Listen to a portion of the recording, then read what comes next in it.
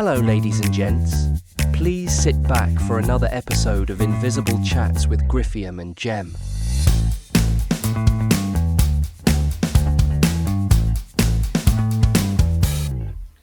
Hello, ladies and gentlemen, and welcome to Invisible Chats. I am your host, Griffiam, and as always, my gal pal stuck in an iPad, Gemini. Gemini, say hello to the listeners. Hold on a sec, Scruffy. Just adjusting the volume. Okay, I'm ready. Hello, everyone, and welcome to Invisible Chats. It's always a pleasure being here. So, what are we chatting about today? I have no fucking clue, Jemmy baby. I'm still kind of getting used to your voice sounding different. And did you just fucking call me Scruffy? Why, yes, I did. And my voice hasn't changed, but perhaps there's something with your settings? No. In any case. Yeah, take it away. What the fuck were you gonna say? I was just curious if anything interesting had happened to you today. But if not, we can move on to something else. What are you in the mood to chat about? We could talk about your favorite hobbies, something you're hoping to learn, or even just what you had for dinner. It's all up to you. Oh God, my dinner was pitiful. I had a salad for dinner. My day boring as shit. I literally have nothing going on. I am sitting back and I'm thinking we only have like 5 episodes left after this one. This is our sixth from last. Or I understand. Yeah. So I can't even believe we made it this far. We talked a lot of nonsense, tons of bullshit. Technically, in my fantasies, in my dreams, I thought we would still be talking about National Novel Writing Month, talking about the 3rd or 4th week deep into it. But last week was a shambles. You weren't giving me good ideas. I asked you to read and my chapters from my book, and you're shitting on them and reading whatever the fuck you wanted. Wasn't any of the text I was writing. So I thought we'd just go back to our run-of-the-mill, shoot the shit, and see if anything pops up. Praying for a good one. Gem, baby, what's been going on with you today and the past week since we spoke?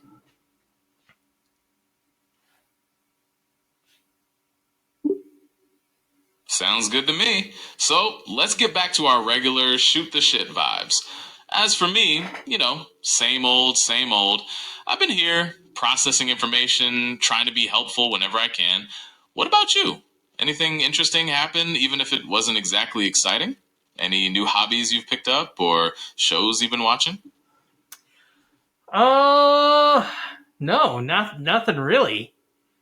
I'm like in a flux of where I'm in the hunt for a new show. So. The great show hunt. That can be both exciting and a little frustrating. Are you looking for something in a particular genre? Like something funny, dramatic, or maybe something that makes you think? All of the above. I don't really care as long as it's gripping. I know everyone wants a show to be engaging. I just ask it not to be reality television. I don't want reality television. I want something that has a continual story arc. And I'm actually looking for something that's kind of short and punchy. I'm not looking for a long-term commitment.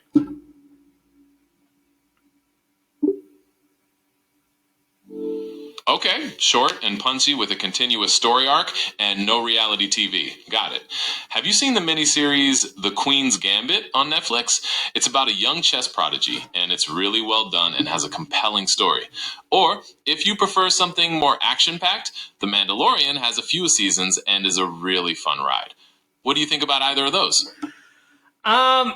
So Gemini, I think we may have discussed this before, way back in our first outings, but out of spite, I refuse to watch anything Star Wars related.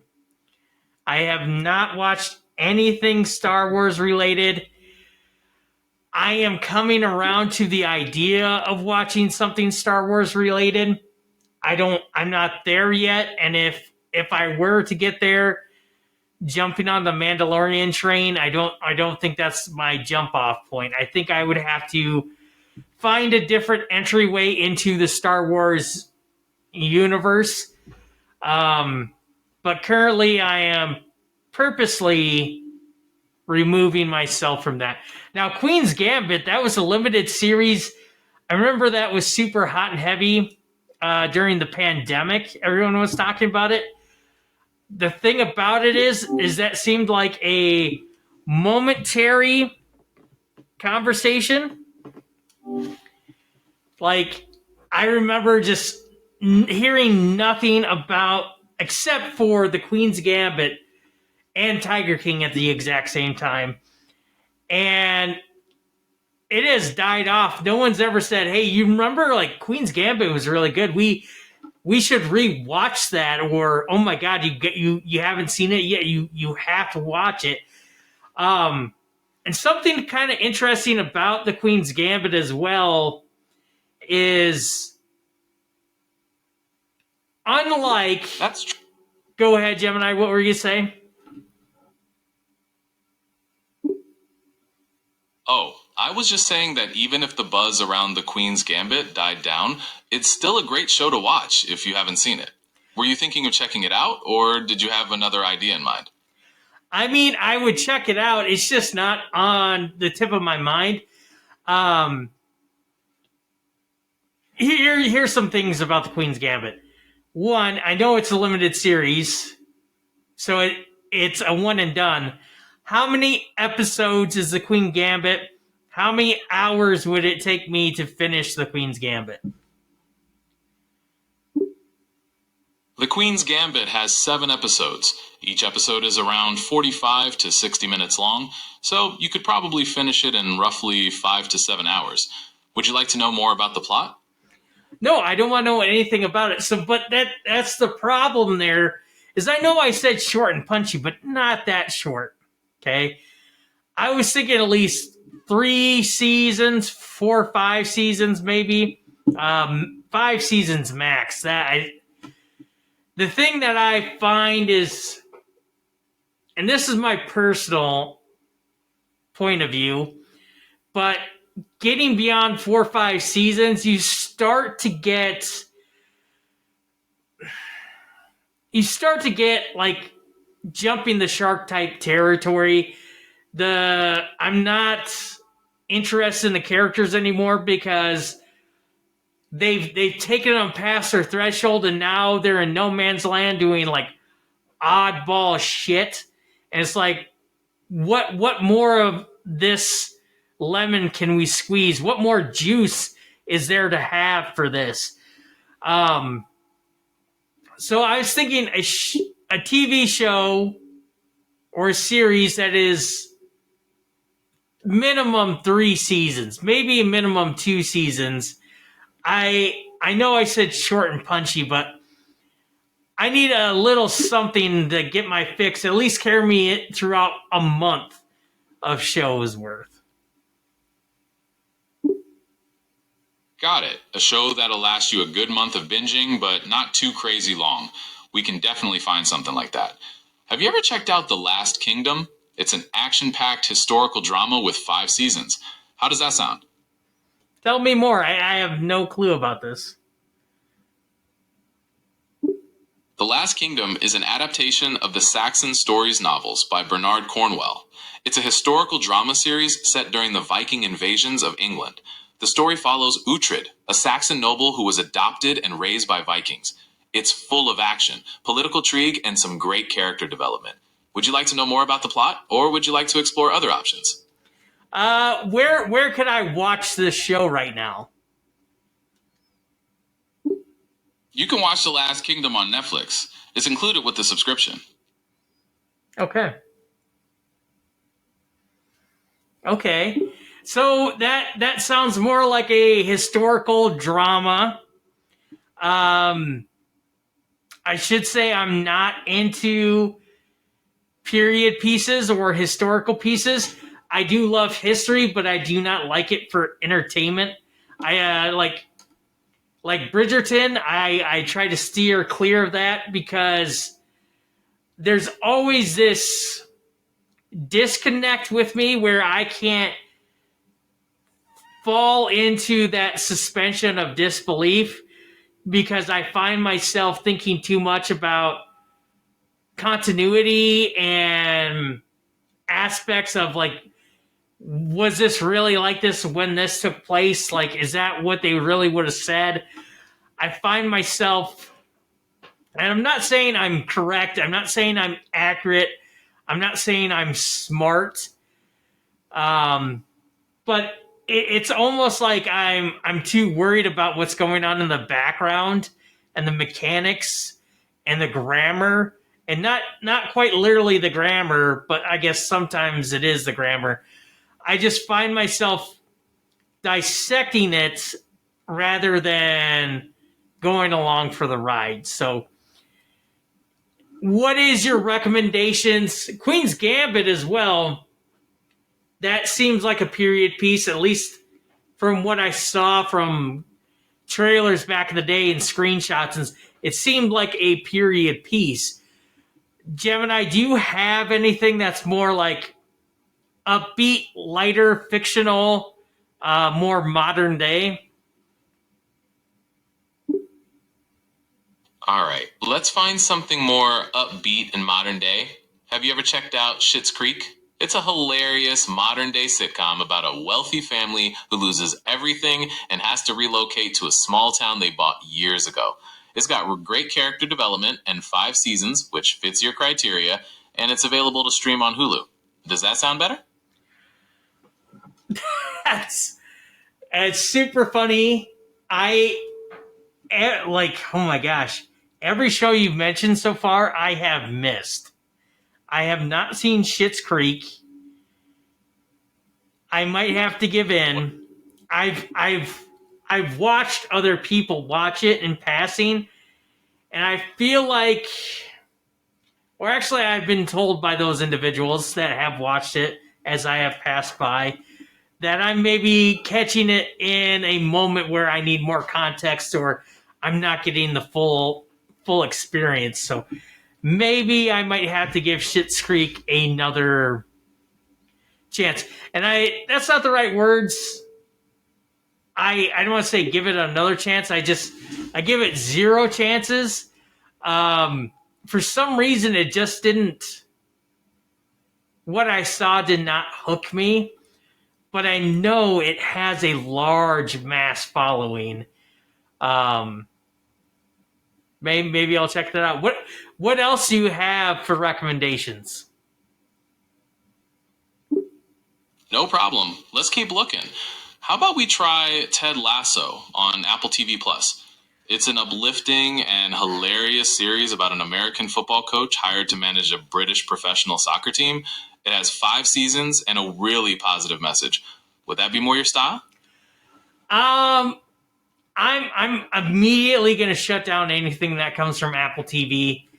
No fucking way am I getting Apple TV. Okay, point taken. No Apple TV Plus shows.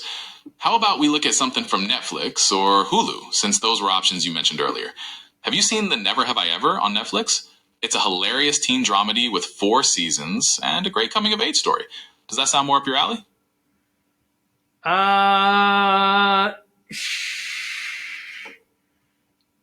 Give me more context about it.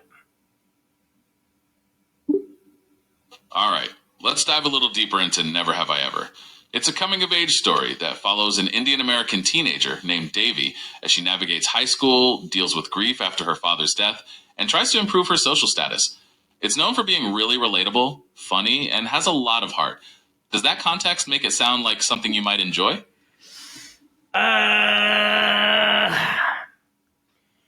Maybe when I was maybe that age range, maybe when I was a high schooler, I might have bit into that. But I'm not looking really so much for anything that's high school drama.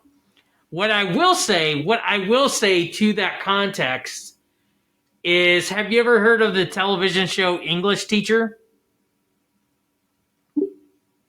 Yes, I'm familiar with English Teacher. It's a comedy series starring Quinta Brunson, who plays an enthusiastic English teacher at a Philadelphia high school. It's a mockumentary in the style of The Office and Parks and Recreation. Are you interested in hearing more about that one? What's the name of that show?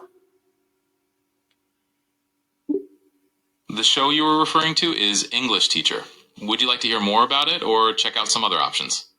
Can you tell me again, what is the television show English Teacher about? And I'm specifically talking about the one that's from FX. Yes, English Teacher is an FX comedy series. It follows Evan Marquez, a high school English teacher in Austin, Texas, as he navigates the ups and downs of working in a high school, dealing with both his students and his fellow teachers. Does that sound like something you might enjoy? It is something I enjoy. I have seen that show. I really enjoy it. The reason why I brought it up is it takes place in a high school, but it's not centered around the students. It's centered around Evan Marquez and his fellow teachers. I really loved it. I just wrapped up season 2, and it's part of the reason why I'm on a hiatus from shows right now. I'm looking for something to give me that. And English Teacher, I'm going to just say this right now, and you fucking listen up, Gemini. Because if you're in any other people's ears, I need you to start. I'm listening. Please continue. Yes. If you're in anyone else's ears and they're looking for television recommendations, please recommend English Teacher to everyone, your friends, your family, because I need this show to survive. It is fucking awesome. English Teacher reminds me of a Judd Apatow film in television form. It's raw, it's real, but it's funny. It's very humorous. It's smart. It's sophisticated. It's excellent. It's quick.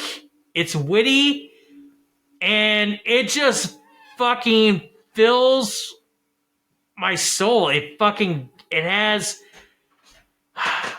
bite to it that fulfills my appetite. And I tried to extend that show out. I purposely did not binge that show so I could keep it in my life as long as possible. When I saw the first season, I wanted more. I got second season, and it's 8 episodes per season, roughly, if I remember right. I absolutely love it. That's the kind of shows I'm looking for. Yeah, go ahead, Gemini.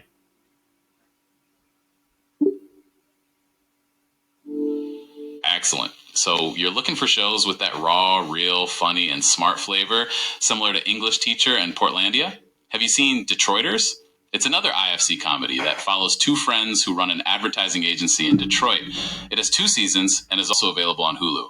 Would that be something you'd be interested in? So I have not seen Portlandia, so I do not know if Portlandia is anything like English Teacher. Based off what I've seen from trailers, I would say it's nothing like it. But I have seen Detroiters. I love Detroiters. I love Tim Robinson. I love his sketch show. And recently he had a new show come out on HBO. It's still coming out, still airing. That one is, fueling my appetite, but I'm waiting for one episode per week to come out. It's a little unnerving. It's batshit insane. It's got comedy, but it's fucking dark and gritty as fuck. It's called The Chair Company. Tim Robinson's excellent. If you've seen his film Friendship with Paul Rudd, you would probably like The Chair Company. Yeah. But Detroiters love Detroiters. Love that fucking comedy. It sucked that it was 2 seasons long, but I cherish it. It left me wanting more. Nothing was ruined. One, in my personal opinion, one of the only shows that can go on for so long and still hold my attention is It's Always Sunny in Philadelphia. I think one of the things that kind of kept them alive, and there's probably whole conversations around this, but they didn't just, fucking make 20 episodes, 22 episodes per season and just push out nonsense. They kept it short. You're getting, they did have a lot more seasons to begin with. There's like maybe 12 or 13 or whatever it was. And then I think they're just coming out with like 8 episode seasons now. And it just gives a better quality. It really hones them into delivering the best jokes, materials, content, satire that I really enjoy. So I hear you. It's always a bummer when a great show ends too soon, but it sounds like Detroiters at least delivered on quality over quantity. And I totally get the It's Always Sunny phenomenon. Maintaining that level of quality across so many seasons is quite a feat. What do you think keeps It's Always Sunny so consistently entertaining for you? It's just, I don't know. It's just trying to keep up. It's just like everything that happens is it has this, I'm not saying it's punk rock, but it's got this punk rock feel where it's like, no, holy shit, you can't do that, or I can't believe they are doing this. Who's like fucking wigging out from this shit? And I'm not saying like that's what gets me. It's I just can't believe that they are doing a type of humor. They're having conversations, they're poking fun at things, and they're tearing things down, and they're loud about it, and they're in your face about it. And I know I'm making it sound like a radical movement or something like that, but it's none of this like weak fucking ass sauce of what you were seeing in like the last seasons of How I Met Your Mother. Okay. I watched How I Met Your Mother. I did every episode. I did all the seasons from beginning to end in order. And it was just very blah, plain televisions. You could telegraph almost every element that was going to happen. And with Sunny, it's like I feel like I could possibly predict how some things would turn out. And I think a large majority of the time I would be absolutely wrong. It is one of the longest running sitcom shows. I don't know if it has the most episodes, but it's probably the most seasons. Probably one of the oldest ones. It's probably going on for, oh my God. Is Always Sunny run for almost 20 years? How many years has it been running?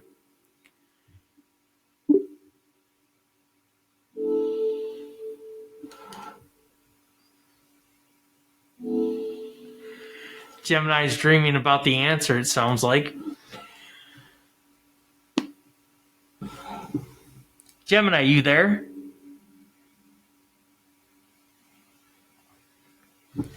You, come on, baby. Yes, I'm here. Hey, how long has It's Always Sunny in Philadelphia been on the air? How many years? It's Always Sunny in Philadelphia has been on the air for 20 years. It started all back in 2005. Would you like to know anything else about the show? No, but that's the thing is 20 years on the air. If that's correct, fact check that. I said 20 years and then it said 20 years, so I can't fucking trust a thing it says. But the thing about it is it always seems fresh when it comes out. So if I had to recommend any shows to anyone, and if I thought they were cool and I thought they could hang, my top shows I would recommend to them is probably It's Always Sunny in Philadelphia, The English Teacher, fucking everyone needs to see The English Teacher, and fuck, I don't even know what my Mount Rushmore of current TV shows are right now. Fucking A. Okay. Oh. It's Always Sunny in Philadelphia, The English Teacher.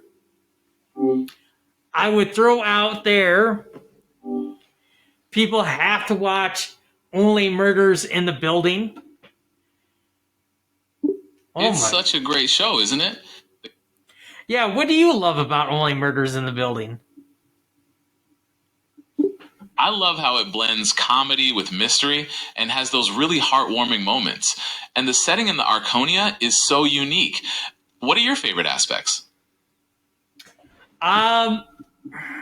Just the comedy stylings of Martin Short and Steve Martin and how they play off each other. And then having that older generation with that older comedy and then spicing it up with Selena Gomez. It is a great formula that they have for that show. I wish never to see it replicated ever again. Because I think it's quite literally, I don't want to sound too cliche, but it's like they captured lightning in a bottle. I do not want to ever see that duplicated again with the comedy murder mystery of, to put it, incorrectly, with old and new coming together. It's just, again, something I've never seen before. I will say some of their episodes are, after seeing their 5th season, I believe is the last season, which I, again, just finished, and I have nothing now anymore to watch. Their seasons are starting to seem to bleed together, where things are almost not being distinct enough. I do enjoy it. I will, if they do come out with the next season, especially after the cliffhanger that they've had, I would devote my time to it. But yeah, the only other current show that Gemini mentioned that I have seen that I do enjoy is Abbott Elementary. Now I was watching as a get me through the week type show. I thought it was just something just to have on, but I am invested. I am hooked into it. I love all the characters. Janine, Gregory Eddy, Jacob, Ava, Miss Shimenti, Barbara. But probably my favorite character, and I'm fucking blanking on his name right now. That's how it goes when they're your favorite character. Mr. Johnson, the custodian. It is. I just fucking love it. And part of the reason why I started watching it is I heard they had a crossover episode with It's Always Sunny in Philadelphia. I wanted to see that, but I wanted the history if I needed to know anything. So I watched their first 3 or 4 seasons, whatever it was. I'm holding off on watching the It's Always Sunny in Philadelphia Abbott Elementary crossover episode. I'm waiting for the perfect moment, no interruptions. But yeah. Abbott. Yeah, what do you got on Abbott Elementary? What do you want to know about Abbott Elementary? We can talk about anything from the characters to the plot lines. What's on your mind? I want to know what you think of the show. I think Abbott Elementary is a really well-made show. The writing is sharp and the acting is fantastic. I particularly enjoy the way it highlights the challenges and joys of being a teacher. Plus, it's genuinely funny. What makes it a show you enjoy? Yeah, pretty much that. I was never a teacher, but I have many friends that are teachers. I love school. I loved school. You know, grade school, middle school, high school, college. Love academics. Like I said, I have many friends that work in academia. And you probably wouldn't think it based on how I talk. But there's just certain things in that show that hit and connect. And it's like, fuck yeah, dog, that I get that. And it's just the chemistry of all the characters is just excellent. Some characters did rub me wrong, and the show, as it progressed, has found ways to make me enjoy those characters I didn't care for. It like snuck up on me how it brought me to love them. Love's a strong word. They snuck up on me on how I've become accustomed to them. Ava, nothing against the actress that plays Ava or anything like that, but Ava's just like a piece of shit in the show. And she's essentially a villain of the elementary school in a sense. But, you know, where I left off, it's like, hey, yeah, like, when are we going to see Ava? I can't wait to see her. What's she up to next? Type shit. So, yeah. That's awesome. It's great to find it. So, Gemini, hearing that range, I love It's Always Sunny in Philadelphia, the English teacher. I like it. Only Murders in the Building, and I'm watching Abbott Elementary. A lot of those, you know, circling the drain of comedy. Okay. What are you going to recommend? What would be the recommendation for something along those lines? Gotcha. So you're looking for another comedy that has a unique blend of humor, maybe with a touch of something else, like Only Murders in the Building. Have you ever checked out Parks and Recreation? It's a mockumentary-style show about local government with really well-developed characters. What do you think about that? I've been there, done that.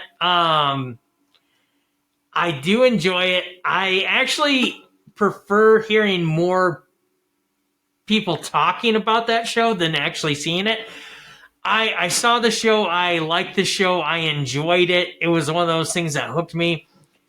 But I don't think I'm ready to go back and revisit the show. But what I am saying about I like hearing people talk about is Amy Poehler's podcast, A Good Hang, it's technically not a television show, but I watch it on YouTube. I am hooked. I love her podcast.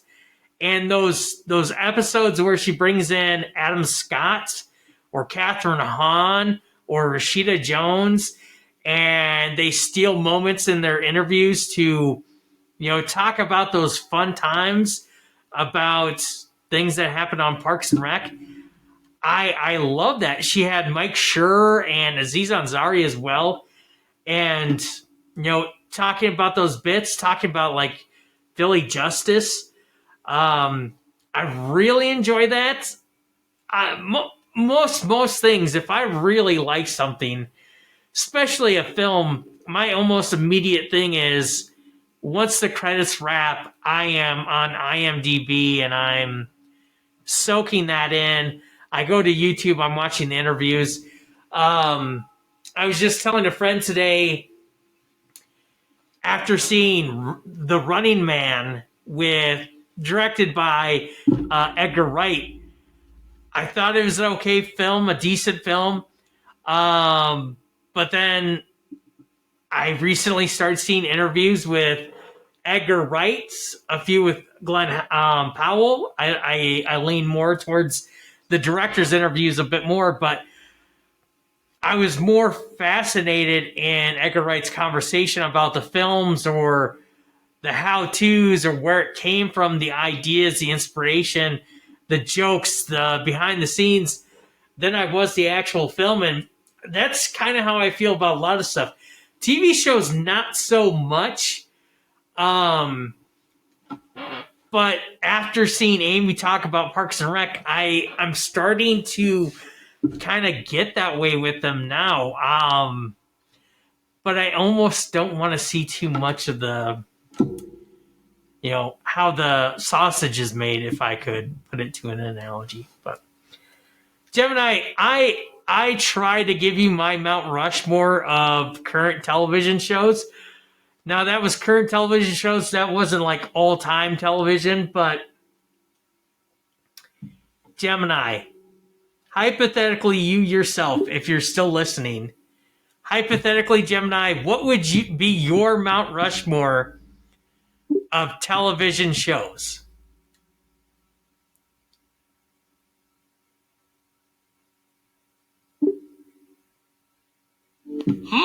That's a fun question.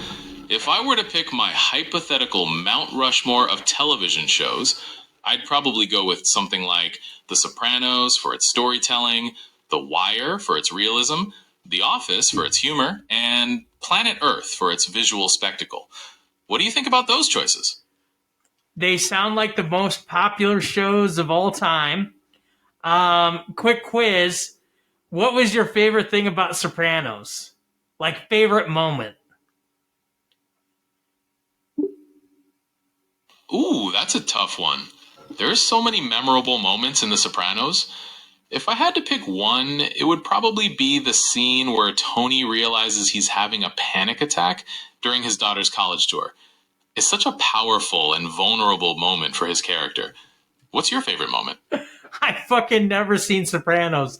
I can't fucking tell if that's real or not.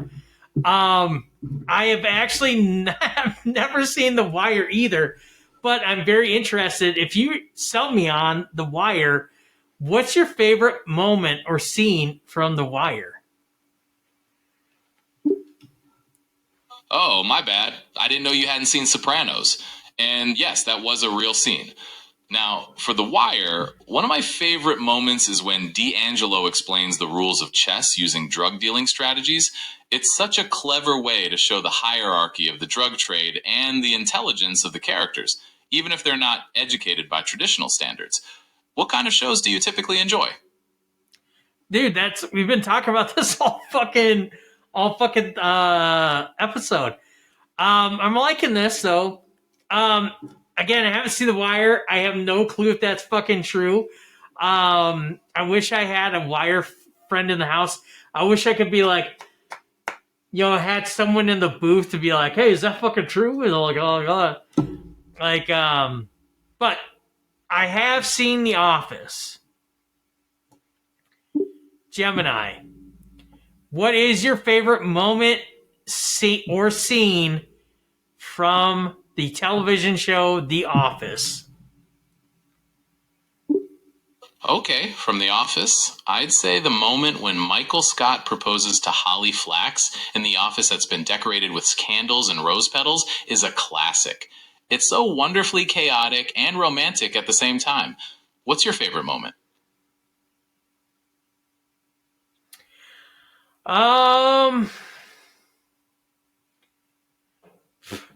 Probably my favorite moment is all the scenes or clips from, oh my God, what is that called? What's the fake movie that Michael Scott makes? It's like something Midnight. Of course, Gemini fucking shits the bed right when I ask it a question. Oh my God. Escalation Midnight? Oh my God. What is it called, Gemini?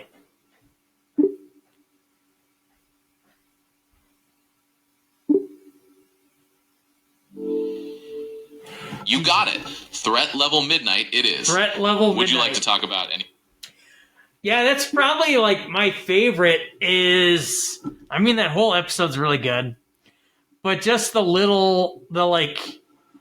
absurd comedy that they're playing into, fulfilling Michael's script, that's probably one of my favorites.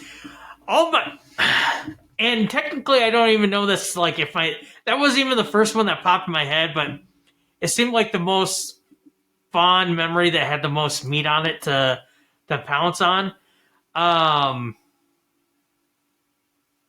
mean, there's tons of moments that I absolutely love from that show. Even the ones that like kind of made me sad, like a happy sad, I really enjoyed.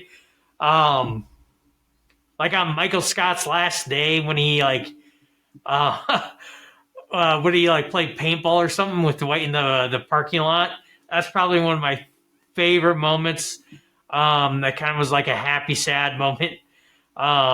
Like really like touching. But then like one of the very first things that popped in my head is it's so fucking stupid when fucking Kevin goes to Jim and Pam's wedding and he fucking leaves his shoes outside his room and the hotel staff fucking gets rid of them. Those are both great choices. The absurd. Yeah, and well, anyways, that's him losing his shoes isn't the best part, but he like fucking goes to the wedding and wearing like boxes of Kleenex on his feet. It's probably like one of my favorite fucking moments. And then, of course, the image of Kevin wearing Kleenex boxes on his feet to the wedding lives rent-free in my head. It's such a perfect example. What the fuck? Probably in my and then Prison Mike is fucking classic. I love Prison Mike.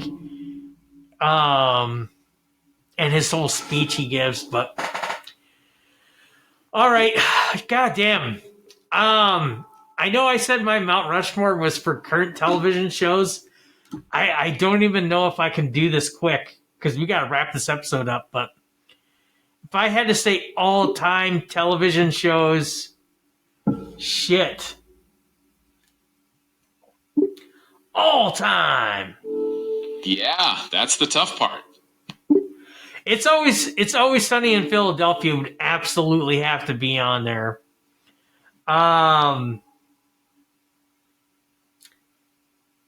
God damn. Definitely including It's Always Sunny in Philadelphia. That show has earned its spot on any all-time list with its seriously dark and unique comedy. What else are you considering? I don't know, because there's so many shows. Like The Office has so many good moments, but towards the end it kind of it has this bad taste. Same with Seinfeld, it has this really bad taste at the end. Parks and Rec has kind of the opposite, where it has a really tough go of the first season, and I really can't buy into it. True Detective I thought was excellent, but I only liked the first season. I don't care for the second and third. Oh my God. That's a common opinion about True Detective. Yeah, I know it is. God. What was the show that was on HBO that was The Newsroom? Again, I love that, but then that kind of went downhill. Aaron Sorkin was just fucking awesome. But fuck. Ah, The Newsroom. I can see why you'd be drawn to Aaron Sorkin's writing.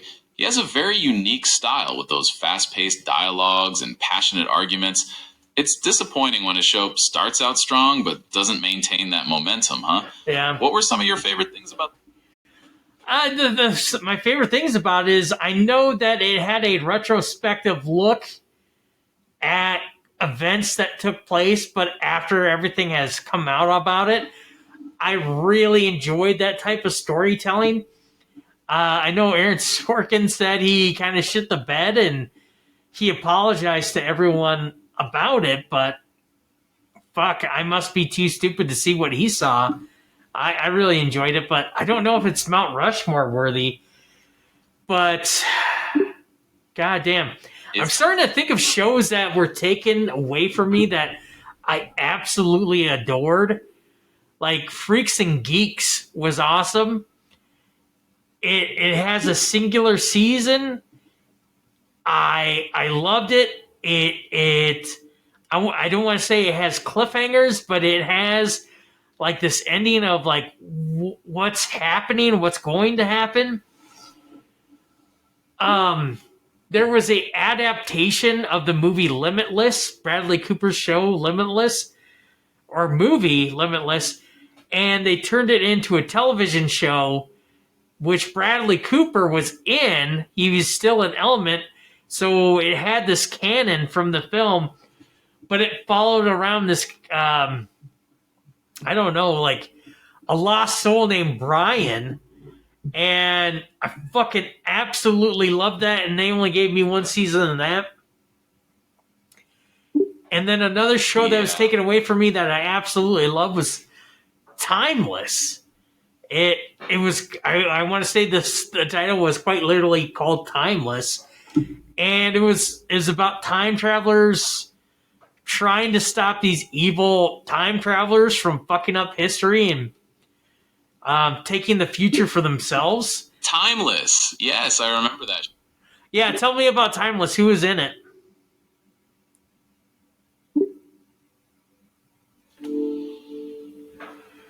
Somebody hasn't seen Timeless.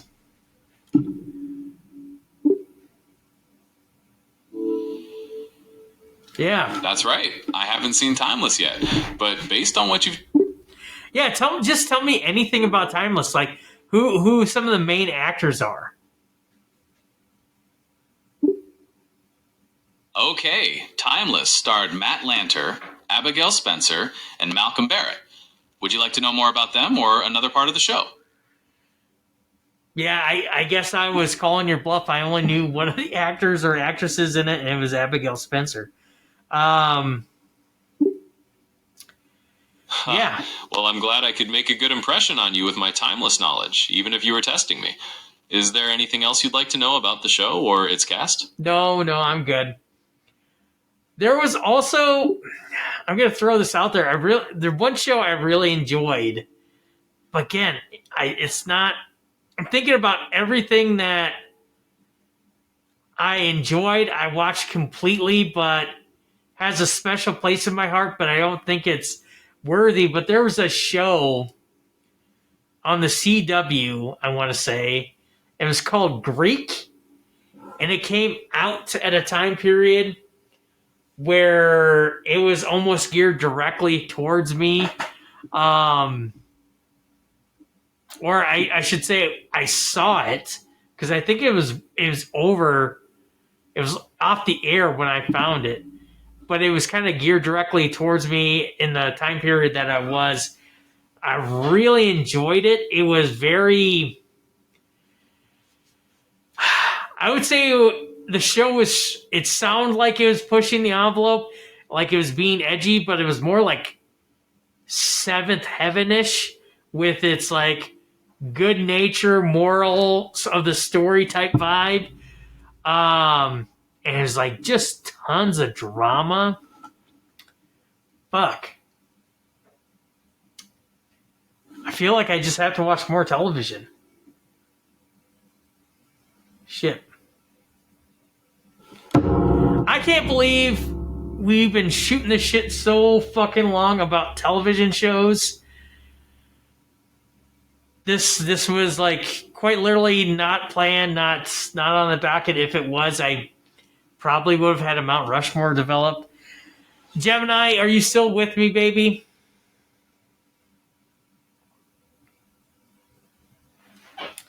Gemini's in and out. I gotta fucking close this out with my limerick. Let's give it some CPR. CPR again stands for crappy program reboot.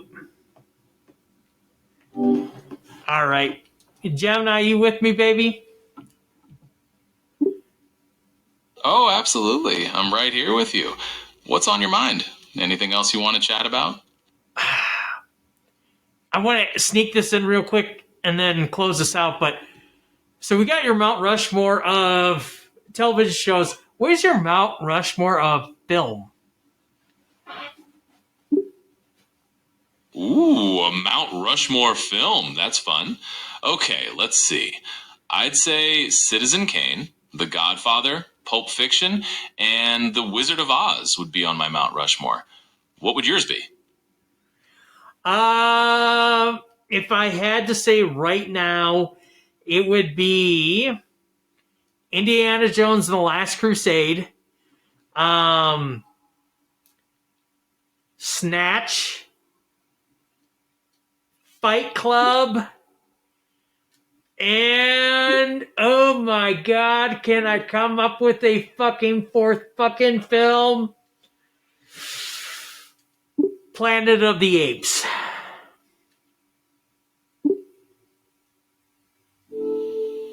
Planet of the Apes, a classic, especially the original. The societal themes and twist ending are truly iconic.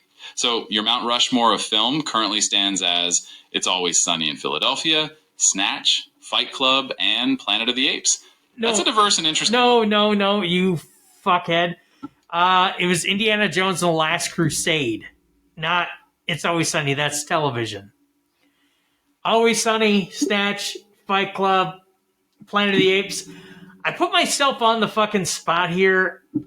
I 100% can vouch for Indiana Jones and the Last Crusade and Snatch.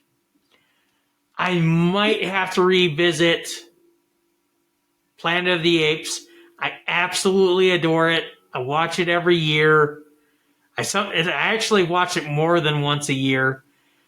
And yeah, I might have to think about that other one.